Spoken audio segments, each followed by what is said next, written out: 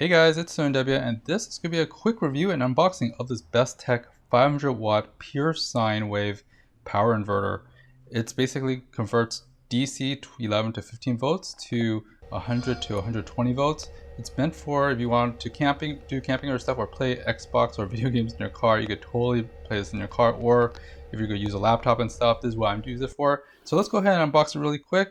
Opening it up, this is brand new, and it comes with these 12 alligator clips, and here is the instructions if you want to take a look at the instructions, but let's put that aside real fast. I'm going to go ahead and take this out.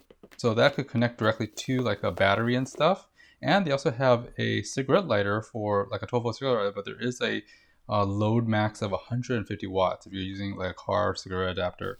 Now it's packaged with some foam on the side, but at the same time it's bubble wrapped. So let's go ahead and take that off. It does come with 2 extra fuses, and I'll show you that in a bit. But yeah, overall it's pretty cool. Let's go ahead and take off this wrapper. Pretty awesome. I got a red one because I thought it was pretty cool. There's also a blue one as well, and there are the connects on the side. Again, basically the USB output actually has a 5-volt 4.2 amp output for the USB, which is good, but it's shared. So pretty neat.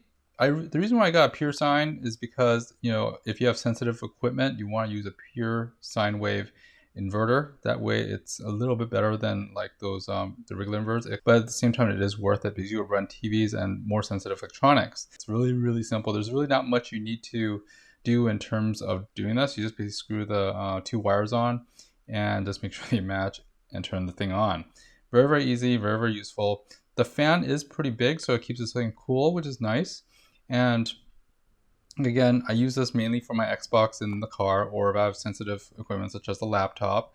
So that's the main reason why I got it. And it stays pretty even at 150 watts because that's the max for a cigarette lighter.